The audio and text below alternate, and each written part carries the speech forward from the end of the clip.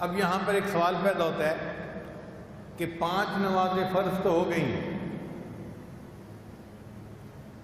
3 کیوں نہ ہوئی، 5 کیوں نہ ہوئی، 7 کیوں نہ ہوئی، 5 کے علاوہ کچھ ہوتی؟ علماء نے اس کو بھی جواب دیا ہے۔ وہ فرماتے ہیں کہ ہر انسان کو اللہ تعالیٰ نے 5 بنیادی حواس عطا فرمائے ہیں، جن کو حواس خمسہ کہتے ہیں: دیکھنا، سننا، سونگھنا، چھونا، چکھنا۔ تو یہ 5 حواس ہر بندے کو ملے ہیں۔ چھوٹے طالب علم اپنے پرائمری اسکول میں حواس خمسہ کے بارے میں پڑھتے ہیں۔ ان حواس کے ذریعے ہم زندگی گزارتے ہیں۔ اللہ نے 5 نمازیں فرض فرمائی، میرے بندو تم 5 نمازیں روزانہ ادا کرو گے تو حواس خمسہ کا شکر ادا کرنے والے کہلاؤ گے۔ بعض علماء نے اس کا جواب یہ دیا کہ 5 بنیادی ضروریات ہیں، ہر بندے کو چاہیے: کھانا، پینا، لباس، مکان، بیوی۔ یہ 5 بنیادی ضرورت ہوتی ہے، ہر بندے کو زندگی گزارنے کے لیے ان 5 نعمتوں کی ضرورت ہے۔ تو اللہ نے 5 نمازیں فرض ادا کی، جو 5 نمازیں پڑھے گا وہ ان 5 نعمتوں کا شکر ادا کرنے والا بندہ بن جائے گا۔ اور بعض علماء نے اس کا جواب اور خوبصورت دیا، وہ فرماتے ہیں کہ 5 ایسی مصیبتیں ہیں جو ہر بندے پر آنی ہیں، نیک ہو یا بد ہو، ولی ہو یا نبی ہو، ہر ایک کے اوپر وہ مصیبتیں آنی ہیں۔ ان مصیبتوں میں سے بندے کو گزرنا پڑے گا۔ وہ کون سی 5 مصیبتیں ہیں؟ موت، قبر، حشر، پل صراط اور میزان۔ یہ 5 ایسے کیفیات ہیں، ان میں سے ہر بندے کو گزرنا پڑے گا۔ تو اللہ نے 5 نمازیں فرض فرمائی، میرے بندو تم 5 نمازیں پڑھو گے، میں تمہارے لیے ان 5 مصیبتوں سے نکلنا آسان کر دوں گا۔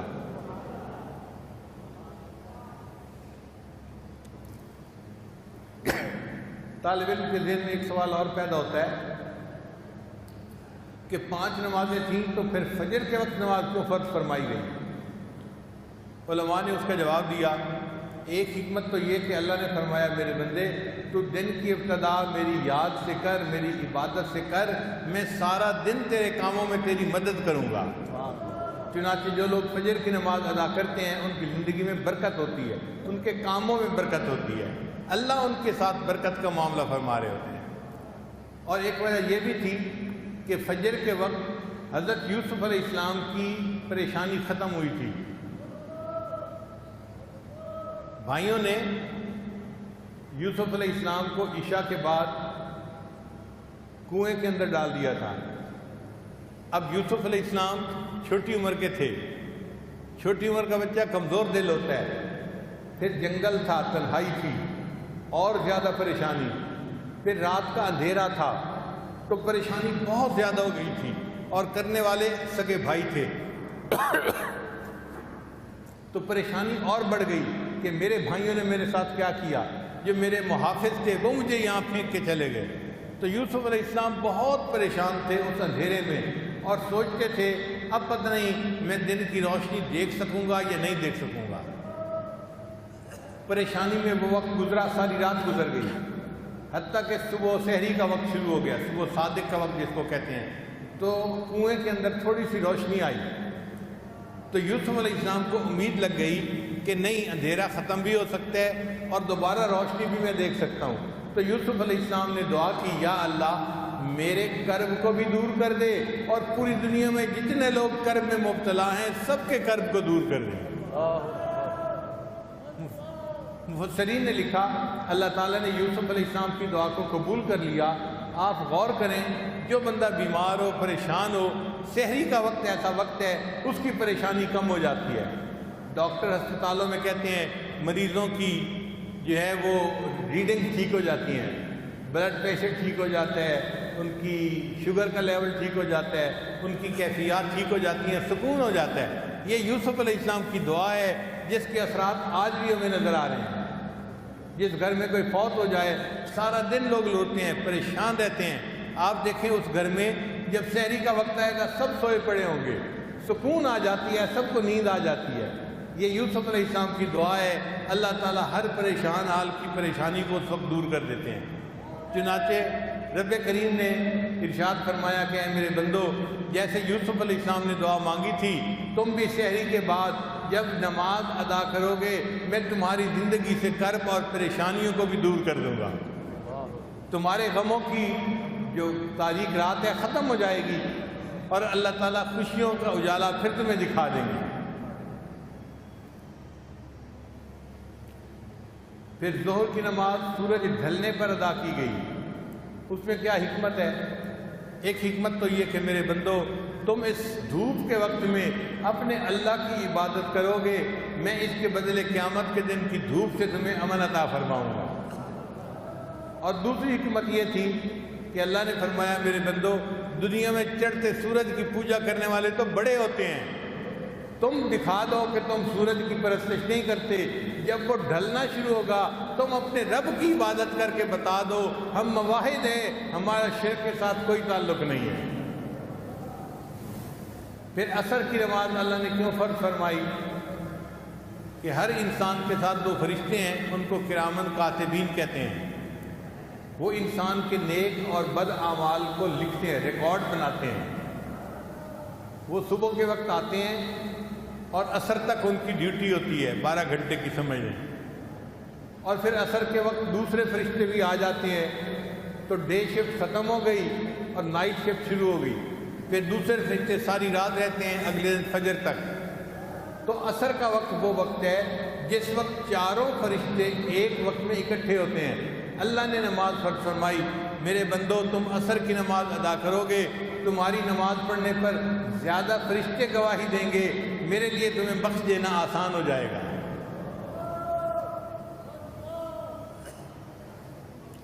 پھر عصر کا وقت وہ وقت ہے جب یونس علیہ السلام کو مچھلی نے اپنے پیٹ سے باہر نکالا تھا۔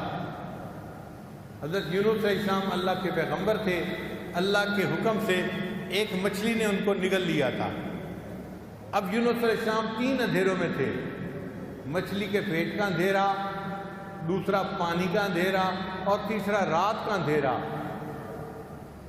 3 اندھیرے، یعنی اندھیرے پر اندھیرا، اس کے اوپر پھر اندھیرا، اب کتنا گپ اندھیرا ہوگا۔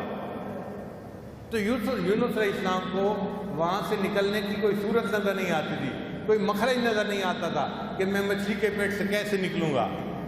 تو انہوں نے کیا کیا؟ انہوں نے اللہ کے سامنے استغفار کیا، تسبیح پڑھی، لا الہ الا انت سبحانک انی کنت من الظالمین۔ اللہ نے ان کی تسبیح کو قبول فرمایا اور مچھلی کو حکم دیا، مچھلی میرے یونس علیہ السلام کو پیٹ سے باہر نکال دے۔ تو یونس علیہ السلام کو مچھلی نے عصر کے وقت سمندر کے کنارے کے اوپر لا کر ڈال دیا تھا۔ تو عصر کی نماز اس لیے فرض کی گئی کہ اے میرے بندو تم عصر کی نماز پڑھو گے تو تم بھی کئی مرتبہ مصیبتوں کی مچھلی کے پیٹ میں پھنسے ہوئے ہوتے ہو۔ کئی بندے قرض کی مچھلی کے پیٹ میں پھنسے ہوتے ہیں، قرض ادا ہی نہیں ہوتا۔ کئی بندوں کا کاروبار ایسا اٹکا ہوا ہوتا ہے، چلتا ہی نہیں، ٹکرے مارتے ہیں، کوششیں کرتے ہیں، کاروبار آگے بڑھتا ہی نہیں، ایسے لگتا ہے حالات کی مچھلی کے پیٹ میں پھنس گئے۔ اللہ نے فرمایا جب تمہیں بھی مچھلی کے پیٹ سے نکلنے کی کوئی صورت نظر نہیں آئے گی، عصر کی نماز ادا کرنا، میں تمہیں حالات کی مچھلی کے پیٹ سے نکال دوں گا۔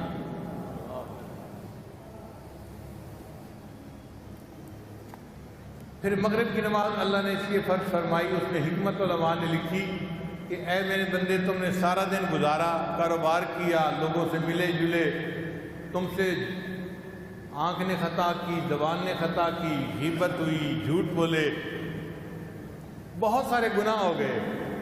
اب اگر تم مغرب کے وقت نماز ادا کرو گے تو پورے دن میں تم نے جتنے بھی گناہ کیے ہوں گے میں اس مغرب کی نماز کے بدلے تمہارے سارے دن کے گناہوں کو معاف فرما دوں گا۔ اس لیے مغرب کی نماز کے وقت انسان پورے دن کے گناہوں سے گویا تو طائب ہو جاتا ہے۔ پھر عشاء کی نماز اللہ رب العزت نے اس امت پر فرض فرمائی، باقی امتوں پہ باقی نمازیں تو فرض ہوئیں، عشاء کی نماز کسی امت پر فرض نہیں ہوئی۔ یہ امت محمدیہ کی خصوصیت ہے، اللہ نے ان کو عشاء کی نماز بھی عطا فرما دی۔ اس میں حکمت کیا تھی؟ علماء نے لکھا حکمت یہ تھی کہ نبی علیہ السلام کو معراج عشاء کی نماز کے بعد عطا ہوا تھا۔ اللہ نے فرمایا میرے محبوب آپ نے عشاء کی نماز ادا کی اور آپ کو میں نے معراج عطا فرما دیا، آپ کی امت عشاء کی نماز ادا کرے گی، میں ان کو روحانی معراج عطا فرما دوں گا۔